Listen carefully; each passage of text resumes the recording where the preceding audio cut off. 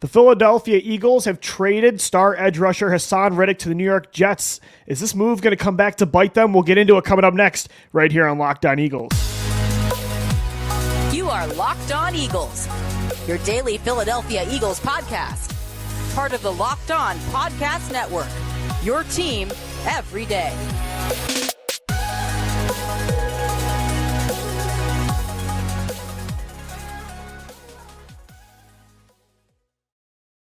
Welcome in, Eagles fans. I'm Louis DiBiase, co-host of the Locked On Eagles podcast. Eagles analyst also over at Bleacher Report. He's Gino Camilleri, my co-host, our scouting director, and another analyst over at Bleacher Report for the Philadelphia Eagles. On today's Locked On Eagles, Trader Howie is back, dealing Haason Reddick to the New York Jets. Was this a mistake? Can Josh Sweat, Bryce Huff, and Nolan Smith carry the load on the edge? Would they now draft an edge early? All that and more. We thank you so much for making Locked On Eagles your first listen each and every day. And today's episode is brought to you by FanDuel. Make every moment more. Right now, new customers, you get $200 back in bonus bets with any winning $5 bet. That's $200 back if your bet wins. Visit FanDuel.com/LockedOn today to get started. The trades continue in Philadelphia. This is just what this team does. The Eagles are getting a 2026 conditional third-round pick for star edge rusher Haason Reddick from the New York Jets. The pick can become a second-round pick in 2 years if Reddick plays 67.5% of the snaps or more this year, or he gets at least 10 sacks in 2024. Reddick, 2 years in Philly, 2 incredible years. And Gino, I'm kind of mixed emotions about this trade. I get the logic of trading one of Reddick or Sweat for a top pick, keeping the other one, and getting Bryce Huff on a cheaper contract versus just keeping Reddick and Sweat. Like, that logic to me really does make sense. You can have your cake and eat it too. But personally, I do think they chose the wrong guy to keep. I know Sweat is 26, Reddick is 30. I know he's bigger, and this edge group would have been smaller if they kept Haason. But I don't know. I don't think Hassan's slowing down anytime soon. Edge rushers age really well at times into their 30s, and he's been maybe the most clutch pass rusher in the NFL the last 2 years. Like, when you've needed a play in the fourth quarter or in the playoffs or both, when you need to make a play, it's really been him. So I kind of have mixed emotions. Personally, I hate to see it. I mean, when you have somebody who's a closer like that. And he's from Philly. He's through and through a Philly guy. He played college ball in that stadium when he went to Temple. It almost seemed like it was too good to be true when he finally came back. When he took out Brock Purdy, the NFC title, like, it just felt perfect. The one thing that is just lingering there is the business side of football. And we'll see what the Jets end up paying him when it comes time to extend him. But Howie Roseman, he must have put his foot in the sand, said, this is our number. We just signed Bryce Huff for $17 million a year. We just drafted Nolan Smith. We have Brandon Graham for his 15th season. Josh Sweat, we just restructured. The writing was on the wall. This move, we knew it was going to happen. Yeah. But what was going to be the price? And we find out today it's a conditional third-round pick in 2026 that could be a second-round pick. And I want to approach that aspect of it first, because a lot of people are saying, 2026, that makes it almost useless to a degree. Well, let's take a look at what Howie Roseman would have had to go through to get that compensatory selection next year, right? Now he has the freedom to sign free agents, right? Because in the compensatory pick formula, it's not you just get a compensatory pick if that guy goes. Yeah, you're not guaranteed a third-round pick. You're not guaranteed. We always say that oh, we'll just let him walk and he can go and get a third-round pick. But I think Honest NFL put it, I mean, super blunt, but super rational. There's a personal side to football, right? Like, if you're holding the guy against his will, he doesn't want to be in Philadelphia for the number that he is at, Howie Roseman can go and get something down the road, which he has done before. We remember the trade on draft day 2 years ago with the Saints. They got a 2024 second-round pick that they're going to be able to use this year. So Howie Roseman is always looking for future versatility. But for the now, did this team get better? Probably not. They're going to have to find somebody that can be that dependable guy at the end of games. You're relying on Bryce Huff to go and take this jump as a next level player, signing this big type of deal. I also want to touch on that because people make it seem like, there's a lot of unknown with him. Other teams were willing to take that risk on Bryce Huff. Like, he I was don't think going it's to unknown get about paid his ability elsewhere. to rush the passer. It's unknown if he can Right. take on 70% of the snaps on a defense, because that he's never done. And we'll see. I mean, was Haason Reddick the player that the Eagles wanted to towards the end of the season? I think that might have left a sour taste in their mouth. We heard that, but the nobody edge group- was. Are you going to get rid of Jalen Carter and Josh Sweat as well? No. And But they else? specifically talked about that edge group, though, with the little rumblings that Sure. came out of Philadelphia, that they were not pleased about it. It's clear that Howie wants to get younger. He's willing to take a risk. We kind of knew this was coming. To get a potential second-round pick, I think both of you and I think he's going to get a second-round pick, and it makes a lot of sense. I think he's playing between the snap count percentage and the 10-plus sacks, which Reddick has done now 4 straight years.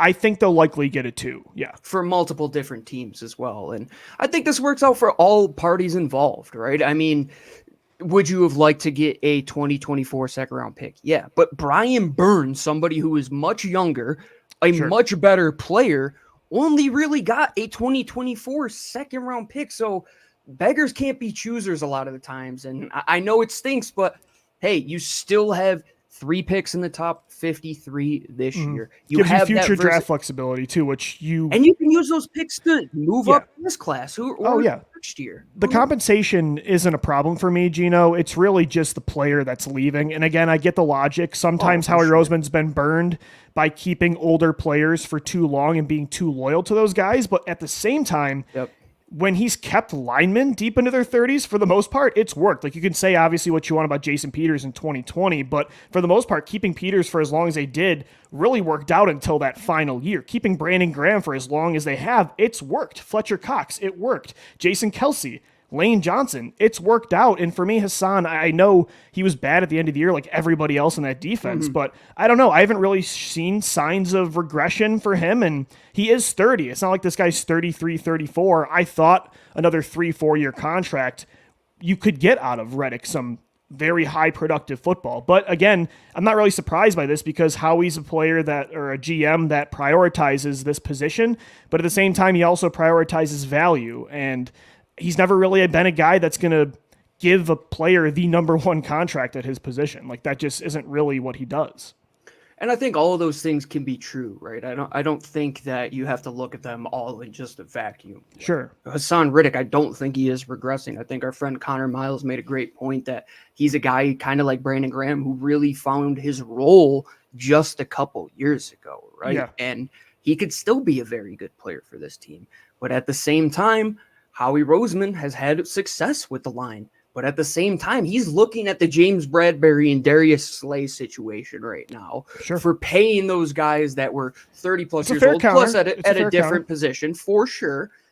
And he might be kind of regretting that. And that might be the next step in the Howie Roseman evolution. It's hard to project, Gino. It's tough to decide who's going to age well and who won't because he's been burned on both sides. I also think, though, he gave up too early on a Malcolm Jenkins, and for years they were trying to replace that player. So it's a really tough thing.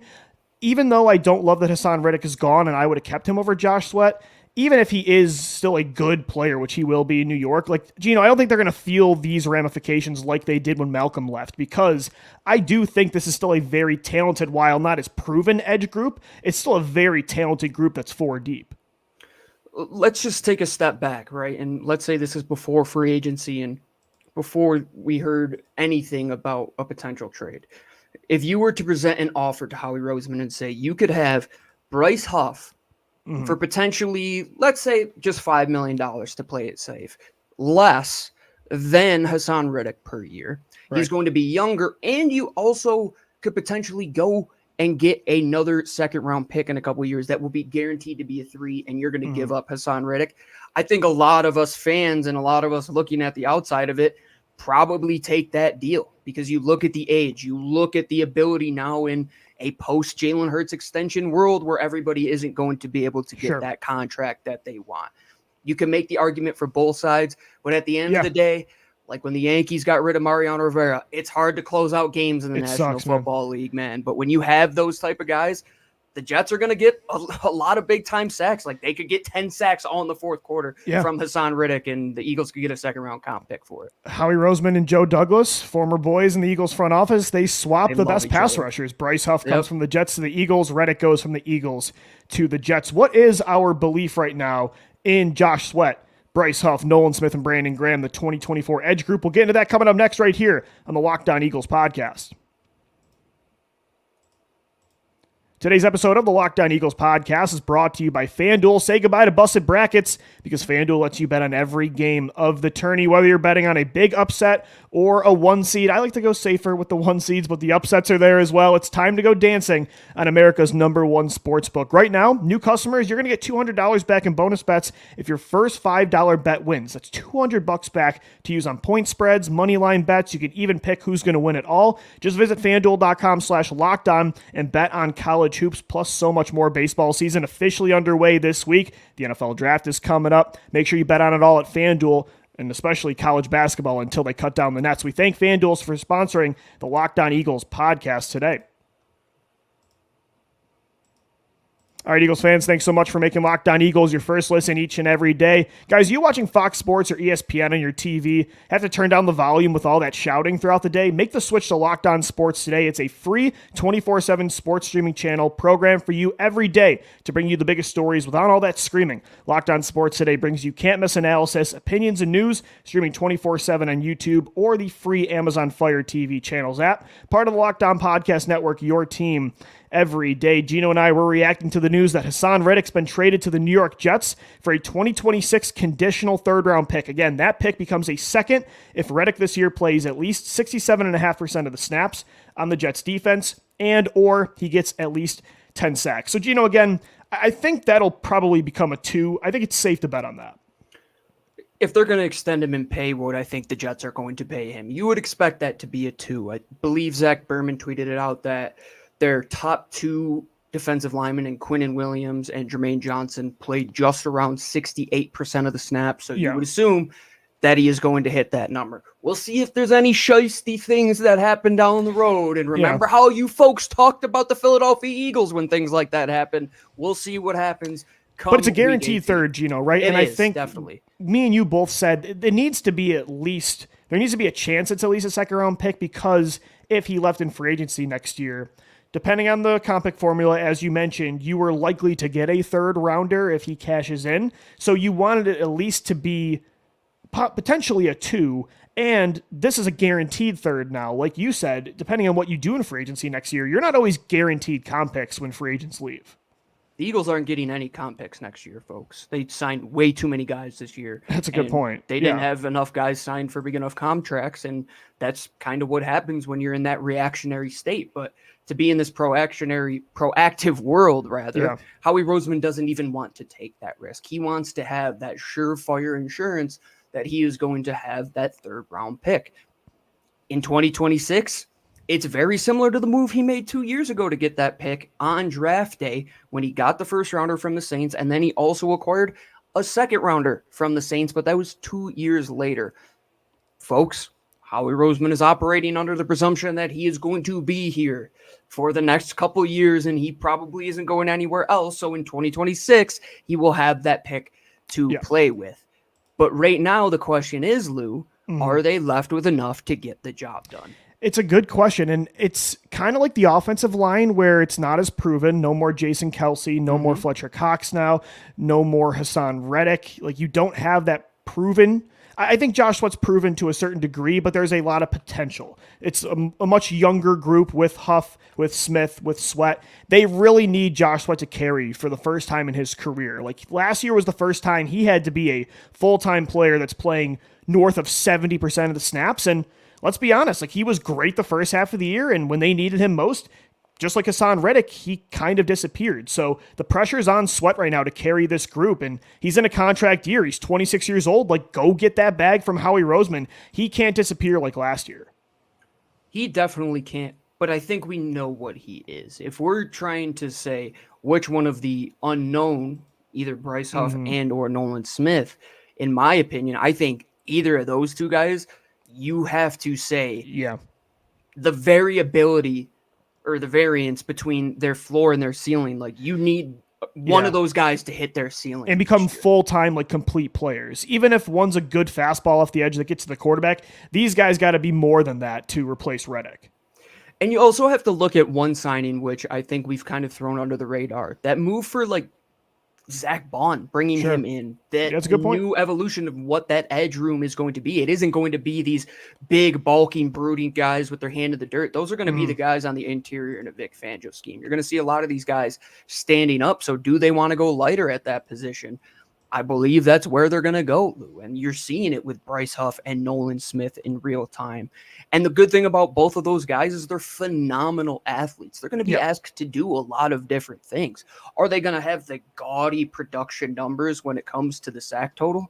You better hope so, because somebody's got to make up that difference. It's a lot of sacks that they're losing. I really want to see them, though. They got to be very efficient when it comes to getting those pressure ratings. Like they have to be consistently affecting the pocket, because that's what Haason Reddick did best, right? He might not have been the guy that's getting the Michael Strahan level sack numbers, but he's doing things that top level pass rushers do. And that the Eagles, haven't really had. That's the thing. They've had a lot of efficient, like elite pass rushers when it comes to metrics. Like Brandon Graham and Fletcher Cox, they were great for years at getting to the quarterback consistently, but Reddick was the first guy since, I don't know, Trent Cole, where you could just bank on you're getting at least 10 plus sacks a year from him. Yeah, we thought Jason Babin could like do that over a couple of years. Remember when he he did it for 1 year? He had 18 sacks. 18 and Connor Barwin had like a one big year where he had 14 sacks. But Reddick was that consistent player over 2 years. And again, sacks isn't everything for a pass rusher, but finishing was a huge problem for the Eagles last year. And now you're losing your best finisher.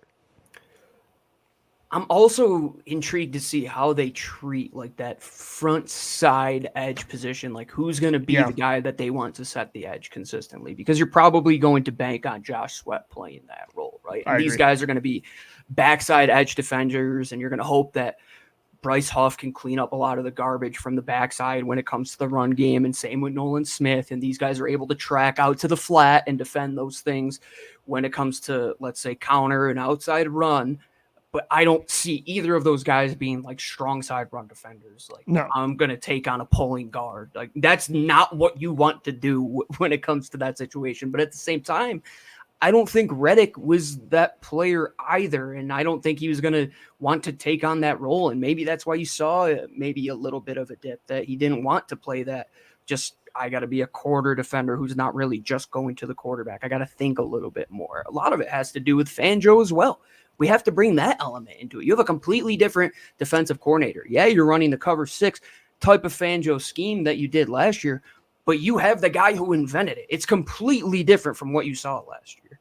Yeah, I just hope they're not becoming more scheme-oriented on defense versus talent, because you're going to lose a lot of players in that way if you're narrow-sighted like that. Obviously, a player has to fit your scheme, but if you have elite talent, you better be fitting your scheme around those players. So I do think that's probably a part of it, Gino, and overall, it's still a good group of 4. Like Josh Sweat, Bryce Huff, Nolan Smith, and we have to mention Brandon Graham, who was still very efficient last year as a 4th edge rusher off the bench. Like, that's still a really good group, and you're still 4 deep, which this team loves to be every single year. But it's a lot more potential than production, and they need to turn that potential now into production.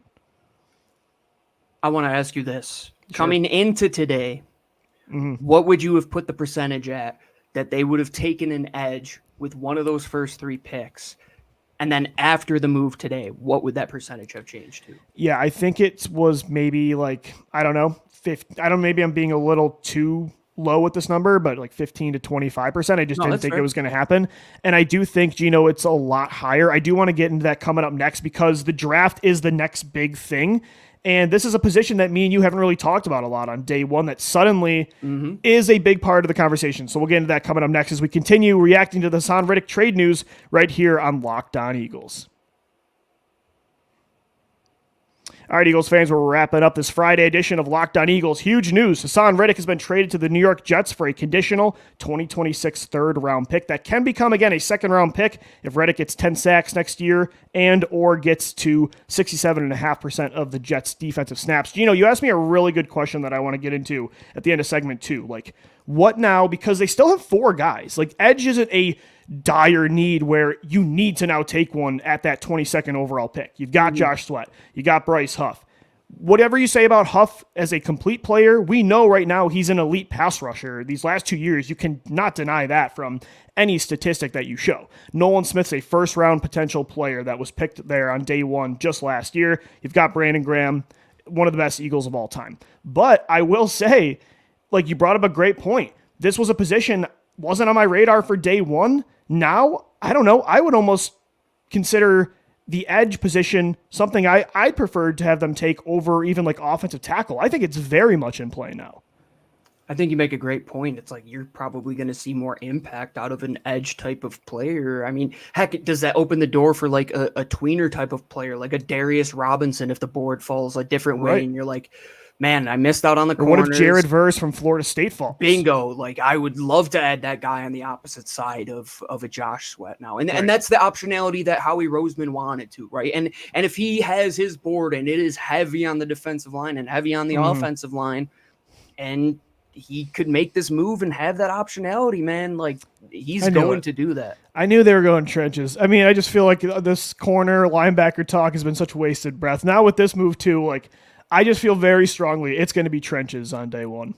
For sure, but also having 50-53, like, don't count out that they can do it early on day two to turn around and get one of those positions as well. But it's so Philadelphia. But at the same time, Lou, I think you have to look at it with a good approach that they're getting younger. They want to focus on staying young and explosive and athletic at a position where you truly need to. And does it mean that they're going to go and all of a sudden say, we didn't want to draft an edge, and now today they're like, okay, we got to evaluate every edge? No, they had been doing their homework. They know what is out there. Does it mean that they are going to take one in the very first round? No. Does it raise that percentage, like you had said, that was 15% prior to this move to it just didn't feel very likely to 65? That is, it's way more likely to happen now, for sure. And it's not a super deep class on the edge on day one, but there are some players that could fall to 22 or even a small trade up that I think now it really depends on, Gino, what Howie Roseman feels about the future of this position. Like, does he think he is going to extend Josh Sweat after this year? Because if not, you look at Sweat's contract expires this year. They did restructure it for some guarantees this year, but he's still a pending free agent. Brandon Graham's on a one-year deal. This is his last year in the NFL, year 15. He's going to hang up the cleats. The only thing you have guaranteed beyond 2024 is Bryce Huff and Nolan Smith, and Nolan Smith hasn't established anything yet, and Bryce Huff has established he's a great pass rusher, but not a true every single down player. So it really depends on what you think the future of Sweat is, what they do on day one. It'll be very indicative of what they think of the future at that position, of what they do on day one, especially because if you're sitting there and all of a sudden it's pick 14 and you see the Eagles are on the clock and you're like, okay, what's going on here? And it's like, maybe Dallas Turner is still available. Maybe they fall in love with the number one guy on the board there, or maybe they trade back and they like the idea of adding like a Chris Braswell, the other Alabama edge rusher. Chop Robinson. A lot of our Nittany Lions fans will like that one, I'm sure. I think it's going to be like it makes a lot of sense. That feels like such an Eagles pick, though. It feels like Robinson. A very Eagles pick, right? And he fits kind of what the mold is of edge rushers that you're building right now. Optionality, versatility. That's what you have to remember with this position as well, because they're going into this draft with the idea that Bryce Huff and Nolan Smith are going to be our top two guys going forward, and you have to make the argument. And I'm going to kind of counter your offensive line thing where you're always like, maybe they're just a backup for the next couple of years. Well, what if you do have Bryce Huff and Nolan Smith is what you expect him to be? And then you're like, oh, the guy I just drafted is more of a rotational piece. That's why I still wouldn't. Yeah, Gino, I'm with you, actually. That's why I still wouldn't be in favor. Like, I'm okay with it more than taking an offensive tackle to take an edge rusher. But to me, it's still like you got to go corner. You got to go. I would still like linebacker over these positions because, as you're mentioning, you're not in desperate need of an edge rusher. Like, sure, you might only have Huff and Nolan Smith beyond this year, but Josh Sweat's only 26 years old. And as you mentioned, like earlier in the show, we kind of know what he is. He's been ascending every year outside of last year. In the first half of the year, that was some of the best Josh Sweat we've ever seen. Sure. So it's still very a huge possibility that he's a long-term Eagles player, and you've got three pillars there. So in that way, I wouldn't be mad if they don't go edge. Like they've got potential future pieces. This is a young group. And maybe we're just completely overthinking it, and this really didn't change their plans at all. And they're thinking, hey, let's just take some shots on some freak athletes like the guys like Jalix Hunt of the world, right? Out of like a Houston Christian. Like, let's just continue to add just true athletes at this position. We don't need to rush here. We don't need to be super proactive because we do believe in what we have. And that's why I think your point too, and the point that drafting an offensive lineman to go and play guard would be wise. It's like, well, at some point these guys got to go and play. Like, you got to go and Tyler play. Steen's got to play, man. Like, that was essential. I know he was like the first pick in the third round, but you were going to take him in the second round if you didn't move down. You can't just, if you take a tackle or an offensive lineman and they play guard, okay, what now? Tyler Steen's sitting on the bench for 2 years? Exactly. Like, you're just no matter pushing what, things down the line. Right. And that's why with the current state of the offensive and defensive line, is it a little scarier than the past because there isn't as much proven production? Sure. But, these are all top picks, big free agent contracts, very talented players. You've got to give them a chance to see what they can do. Like, that's what you have to do it. You can't fall back into the Sidney Jones, Rasul Douglas world of like, oh, we're just going to keep signing guys. Yeah, we're scared to give them a chance. So here, keep throwing out Ronald Darby and Jalen Mills. Like, no, we don't need to do that. You need to see if Nolan Smith can sink or swim. And you need you do. Bryce Huff contract is exactly what you thought it was going to be. And that's not a bad place to be. There are a lot of teams in the NFL that would take these four guys at the edge position. Yeah, I agree. On top of Jalen Carter and Milton Williams and the rest of the guys that they could throw into this rotation. Mm-hmm. And at the end of the day, you're trading Bryce Huff, saving some money, adding a third, potentially a second round. Bryce Huff and a 2 for Haason Reddick. Like, again, Gino, I don't love that Reddick's gone, but that compensation, when you look at it through that scope, it's not bad.